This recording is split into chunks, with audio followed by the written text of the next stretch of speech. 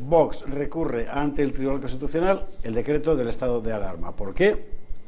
Porque considera que vulnera derechos fundamentales. Aquí llevamos desde el principio, y hay que mencionar a Jesús Trillo, que es quien nos está dando el queo permanentemente, ¿verdad? Luego se han sumado más, pero Carlos Ruiz Miguel, por ejemplo, ayer, contando que es verdad que el decreto del estado de alarma, tal como se está aplicando, tal como está concebido, no responde al espíritu constitucional del estado de alarma y en la práctica ha vulnerado derechos fundamentales evidentes.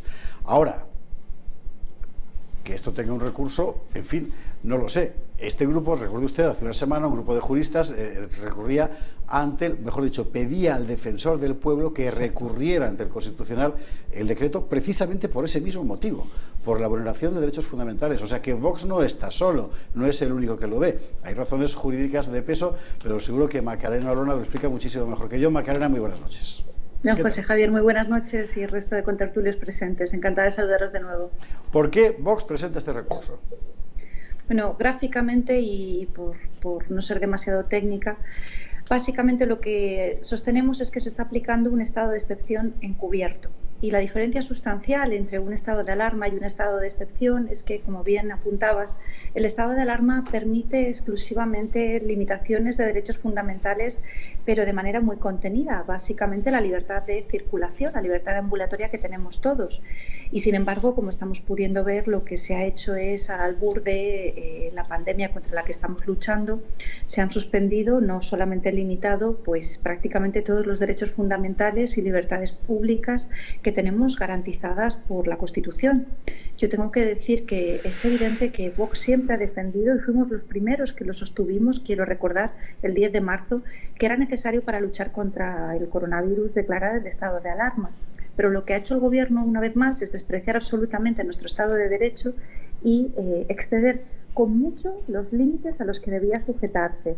Entre otras consideraciones, José Javier, porque un estado de excepción, el camino que sigue es a la inversa, y lo que nosotros habríamos podido hacer como poder legislativo, al que se está hurtando todas sus potestades, es establecer nosotros las condiciones en las que considerásemos que debía lucharse contra la pandemia, y no como se ha hecho a la inversa, y es más, incumpliendo las condiciones autorizadas por el Congreso de los Diputados. Macarena, ¿y acaso esto no se hace por nuestro bien? Es decir, al final no es fundamental aplicar así un estado de alarma para proteger nuestra salud. Nunca está justificada, nunca, la expropiación de derechos y libertades cuando se hace en contra de nuestro marco constitucional. No hay justificación, y mucho menos ideologías. Esto no va ni de derechas ni de izquierdas. El Gobierno está incumpliendo flagrantemente las recomendaciones sanitarias de la OMS, que lo que ha determinado es que hay que hacer test para poder salir de manera ordenada y sobre todo segura del confinamiento en el que nos encontramos. El problema, y lo estabais relatando en el previo, es que el Gobierno ha mostrado un grado de incompetencia absoluto en la adquisición de material sanitario. Vamos a quedarnos en incompetencia, no vamos a entrar en otras posibles calificaciones por ser prudentes, pero ya os comenté la semana pasada que precisamente el Grupo Parlamentario Vox ha solicitado la creación de una comisión en el Congreso para investigar todos y cada uno de los contratos a través de los cuales se ha adjudicado de manera directa la adquisición de productos sanitarios por importe de más de 1.000 millones de euros. Y no es casualidad, José Javier, estabais diciendo anteriormente una serie de ejemplos muy concretos, pero yo quiero recordar que tan solo unas semanas antes de declararse el estado de alarma, este Gobierno cesó de manera ilegal a quien era el abogado del Estado jefe en el Ministerio de Hacienda, Carmen Gera, después de 17 años de servicio en el cargo, con 5 ministros a sus espaldas, simplemente porque no se plegó a los designios políticos de este Gobierno y pidió su cabeza RC en la mesa de negociación. ¿Qué es lo que tenemos? Que ahora, cuando hemos tenido que afrontar esta crisis y ha tenido que acudirse a la experiencia en materia de contratación pública, pues precisamente no hemos contado con una de las personas que sin duda técnica tiene mayor experiencia en este ámbito. Macarena, dos ejemplos muy grotescos. Una última pregunta por mi parte, enseguida le doy la palabra a Román Cendoya, que quiere también preguntar. ¿Por qué ahora? Es decir, realmente esto que Vox denuncia, lo hemos denunciado también aquí, pero desde hace muchos días. Ujú. Bien, nosotros quiero recordar que Vox apoyó la inicial prórroga del estado de alarma. Hemos tenido nuestra mano tendida con total lealtad, pero conforme han ido avanzando los días hemos visto cómo se nos han ido expropiando uno tras otro nuestros derechos y libertades, de tal manera que en este momento lo que hemos hecho es interponer un recurso de inconstitucionalidad frente al inicial decreto que declaró el estado de alarma y sus sucesivas prórrogas, porque realmente, José Javier, el desbordamiento del marco constitucional se ha producido con el paso del tiempo, no con el originario decreto que declaraba el estado de alarma. Y yo tengo que decir que, desde luego, todas las acciones que promueve el Grupo Parlamentario Vox son fundamentadas en derecho, de tal manera que no acudimos a los tribunales de manera insostenible o sin fundamentos, porque eso al final va en detrimento de nuestra credibilidad ante los tribunales de justicia, y mucho menos hacemos un uso torticero de las acciones legales, como estamos viendo, por ejemplo, en el caso del Partido Socialista o Podemos, utilizando torticeramente a esa Fiscalía General del Estado para intentar amedrentar a la oposición, en este caso a Vox, mediante la interposición de una denuncia que no busca sino infundir temor. Perfectamente. Por este momento y no en otro. Y como bien decías, otros juristas ya hicieron la semana pasada un escrito de denuncia que registraron ante el Defensor del Pueblo, porque ellos no tienen legitimación para acudir al Tribunal Constitucional. Quiero recordar que únicamente se permite por 50 diputados o 50 senadores el ejercicio de esa acción judicial ante el Tribunal Constitucional, y Vox una vez más actúa como dique de contención e intenta demostrar cada día la utilidad del voto. Perfectamente, romancendo ya. Macarena, buenas noches. Muy buenas noches, Me voy a ir más lejos todavía. A mí me parece muy bien el recurso, me parece que es imprescindible, que se dan suficientes motivos para ponerlo.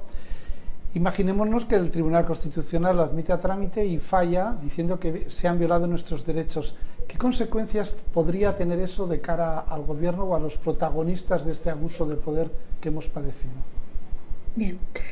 Quiero aprovechar para anunciar algo que todavía no se ha hecho público, y es que en el mismo recurso de inconstitucionalidad lo que hacemos es solicitar al Tribunal Constitucional que deduzca testimonio a Fiscalía en el supuesto en el que efectivamente se estimasen nuestros argumentos, que de verdad es un recurso muy sostenido porque las vulneraciones son flagrantes.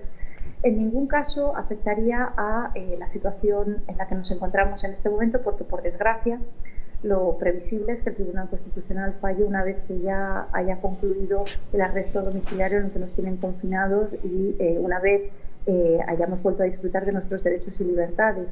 Pero no damos una bandera por arriada, desde luego, a la vista de la enorme responsabilidad que debemos asumir en este momento histórico que estamos viviendo. Y pensamos especialmente en el futuro. Queremos tener la oportunidad de que nuestro alto tribunal se pronuncie para que en el futuro, igual que nosotros ya teníamos ese fallo que se emitió con ocasión del estado de alarma declarado respecto de los controladores aéreos, ya teníamos unos pequeños mimbres con arreglo a los cuales podíamos hacernos una idea de los límites legales. Bien, pues esta vez vamos a dar oportunidad al Tribunal Constitucional de pronunciarse con mucha mayor profundidad, para que desde luego en el futuro nuestras generaciones no tengan que verse cercenados sus derechos y libertades como nos ha ocurrido. Piensen ustedes que el desprecio de este gobierno se ve especialmente, y esto es paradójico, en quienes ostentan la condición de magistrados. Y el ejemplo es el señor Marlaska, ministro de Interior, a quien yo tuve oportunidad de interpelar la semana pasada y exhibirle. Ayer pusimos aquí, efectivamente, ayer pudimos ofrecer la interpelación entera, por la que, igual que le felicitamos a usted sin estar usted presente, ahora que está usted presente, le felicitamos también, porque solo como pieza parlamentaria, la verdad es que fue estupenda, la verdad, todo hay que decirlo. Muchísimas Así que enhorabuena. Julio Ariza. Bueno, pude exhibir el documento al que accedí, el informe de la Abogacía General del Estado, que determina claramente que las sanciones que se están imponiendo por los incumplimientos a las limitaciones del estado de alarma no pueden incardinarse en la Ley de Seguridad Ciudadana, la mal denominada Ley Mordaza, porque no es conforme a derecho. Y lo que ha hecho el ministro de Interior es saltarse ese informe de la Abogacía General del Estado, y tan solo 12 días después emitió una comunicación dirigida a todas las delegaciones del Gobierno, indicando que tenían que incardinarse las propuestas de sanción en ese precepto que la Abogacía General del Estado ya ha determinado que no es conforme a derecho. Su desprecio hacia la ley, siendo magistrado, como acabamos de ver con ocasión de los insultos del señor Pablo Iglesias al Poder Judicial, que hoy mismo el ministro de Interior, magistrado de servicios especiales, ha ratificado amparándolo en la libertad de expresión. Esa libertad de expresión, que esa supremacía moral de la izquierda hace que solo valga para unos y no para todos. Pues lo que tenemos es que a la fecha se han impuesto más de 700.000 sanciones que, si se recurren por los particulares, lo que puedo vaticinar es que el escenario de inseguridad jurídica es absoluto. Y parece que como el dinero es de todos, no es de nadie. Pero estos recursos judiciales, si los ganan como todo se prevé... Perdón, es que no tenemos ni siquiera tan poco tiempo como en la interpelación parlamentaria. Julio Ariza quiere hacer una pregunta. Perdón que interrumpa. Muy bien. En fin, eso que tiene el Skype, como no nos vemos, pues no. Macarena, ya me ha robado la pregunta Román Cendoya, que como siempre se me anticipa, pero respecto al plazo en el que el Tribunal Constitucional puede emitir un fallo, piense usted que sobre la ley del aborto tiene el recurso sobre la mesa desde julio de 2010 y todavía no lo han emitido, así que vaya usted comprándose una silla mecedora. Bueno, lo importante es que acabe pronunciándose, y eso, si los ciudadanos no nos hubieran dado su confianza y nos hubieran permitido tener más de 50 diputados, no sería posible. Por eso nosotros no pudimos recurrir en su momento la ley de memoria histórica. Porque no estábamos porque no había suficientes ahora sí podemos dar las batallas. Macarena Olona, muchísimas gracias por estar con nosotros esta noche para contarnos esta historia. A ver cuándo puedes volver a la mesa del gato como en otro tiempo, que se te echa de menos. Sí, que os echo de menos estar en persona. Gracias, muy buenas noches. Un abrazo fuerte, muchas gracias. Adiós, Macarena.